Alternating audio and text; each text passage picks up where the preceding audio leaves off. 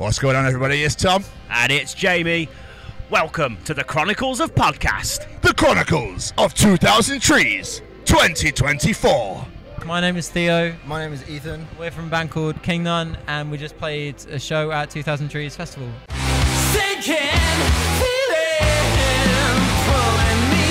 Amazing. Love it. What a lovely little introduction that was. That was more coherent than I've been all day. Yeah. It's all downhill from here. We feel honoured.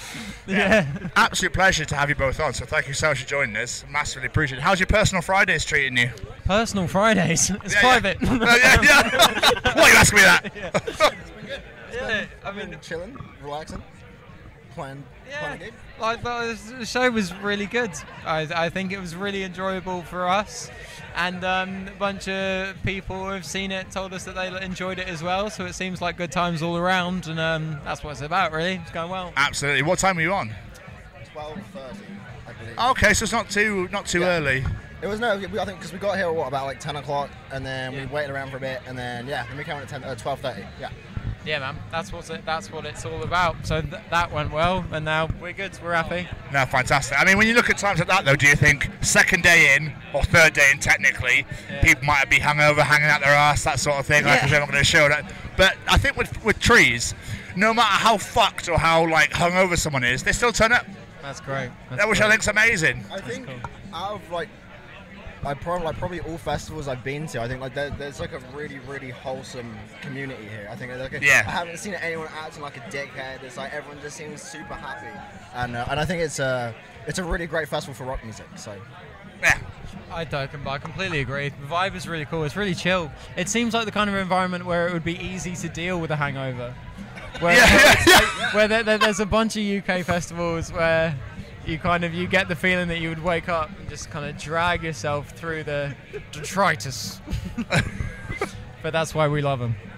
No, you make a very good point, to be fair. But to a King Nun show, to a King Nun festival set, do you change your set list up accordingly if like people aren't so familiar with yourselves, maybe? I think with this one we just were like, let's just play the heavy ones. I think we were pretty keen to make it fun, make it exciting, make it energetic, because the changeovers are so quick. And I guess you want to grab people's attention, and you want to make sure that everyone's enjoying themselves. And I find that the energetic, heavier songs, I guess, are maybe a slightly easier way to do that. And I always think they're really fun to play as well. Yeah, for sure. There's a degree of elasticity in all of the songs as well, I think. Yeah. So it's kind of, you can do a little bit of that actually on stage, where you can kind of mess around with the intensity of each song.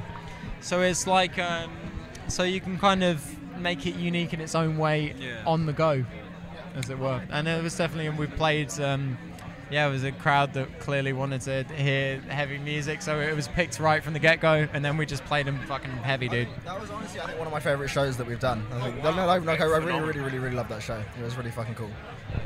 I think that's a testament to this place as well, because the amount of times we hear bands say that, like, 2000 Trees is easily the best set I've ever done. Like, the crowd was phenomenal. Do you know something special about this place, I think. Yeah. You know what's worth mentioning as well? The stage hands were amazing. They were so helpful. Like, it's like, because we do a little bit of running around and that kind of thing, and they were moving our pedal boards and organising our leads, and they were gone by the time we'd get back. That's really worth mentioning, because that show would have been a lot more rough around their edges if it wasn't for them. So it seems like the stage people working on the crew. Seriously, when I got off stage, I ran around shaking their hands. I was just like, because when you climbed up to the top of the column, they went and grabbed your stuff and moved it around and made sure, and they would have been invisible to the audience. But I think that's just so cool. A testament to the festival. Big up the stage people. They're amazing. So, as a podcast, we're ambassadors for the Sophie Lancaster Foundation. Yeah. Have you heard of the foundation? I have not. What's it about? So, basically, back in 2007, Sophie and her boyfriend were walking home after a night out, walking for a park. Gang of 5 kids basically beat them to the point that Sophie never woke up from a coma and lost her life. Her boyfriend fortunately did survive, but his life's never been the same since. And that was simply because they were goths. No other rhyme or reason, simply the way they were dressed. These kids weren't having it. So what we're talking to people here now, trying to find out if you've ever experienced something like that, being treated differently because you're part of this alternative community. Is this something you've ever experienced in your life?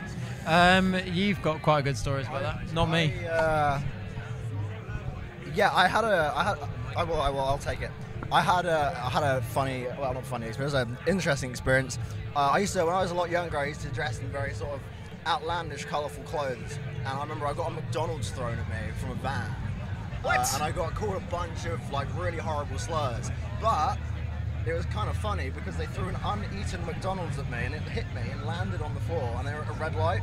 So I just stood next to their window. Oh, you fucking hero! And then, I think unfortunately, like, I think people are quite intimidated by alternative culture, things like punk rock. It's obviously it's anti-establishment by nature. I don't know if that's pretentious to say, but I think a lot of people are really intimidated by that. And I think when people see someone who's so willing to confidently express who they are and not really give a fuck about what people think, I think for like a lot of people that's such a hard thing to comprehend. And I think that's where you get a lot of the clash, and I think that's where a lot of that fear and that aggression comes from. When in reality, these kids with colourful hair and piercings and tattoos doing whatever, they're just trying to be happy and they're just trying to be themselves and live their lives. Absolutely. Like, the amount of people that seem to have this, like, this assumption that, oh, you worship the devil and you're angry and you fight everyone. I'm like, no, not really. I just like listening to music, mate.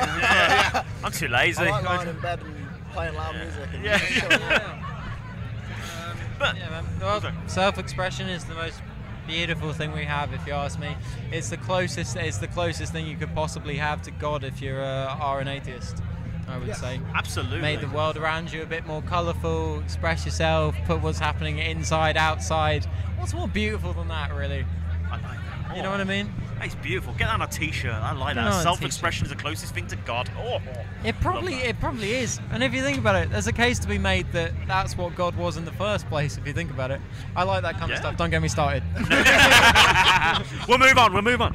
No, but the other thing we're asking as well is, like, obviously when you guys were growing up, when we were growing up, what happened to Sophie?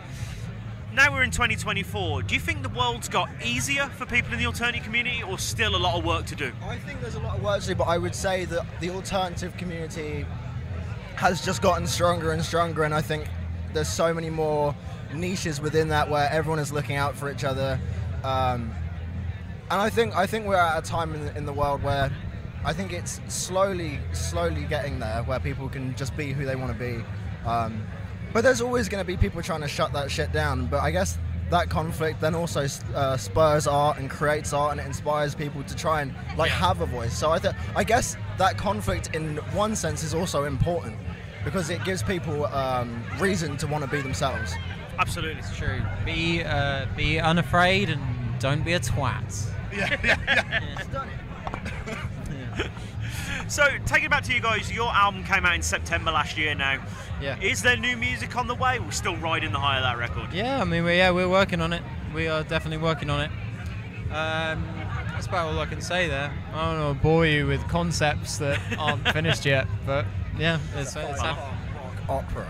It's a rock opera. I've heard that the rock opera will be making a comeback because you know TikTok music is all this sort of like everything's written. It's a bit like the 50s where radio time was, everyone had a short attention span then because the radio just came out, whatever. And it was like, so TikTok's like this again, where all these songs are ultra compressed and it's chorus, verse, chorus out. I've heard that there's like a kickback happening against that, and maybe in a year we're gonna have these like 10-minute epics. we're gonna be back in Bohemian Rhapsody. Like put this on TikTok, you fuckers. Yeah, exactly. But that will be like when the next generation come up and start doing their version of rock. It's not going to be short and punchy. It's always going to be like these long things, and I'm all for it, to be honest. That's hilarious. Kids will start dressing in petticoats and wearing big ballroom dresses. Yeah, and that's why the next one will be called like, Ode to the Outer Sphere. Incredible. Guys, this has been so much fun. Thank you so much for taking time out to chat to us. Thank you, man. Thank you so much. Thank you, mate. so much. Enjoy the rest of your weekend. Thanks, mate. And you.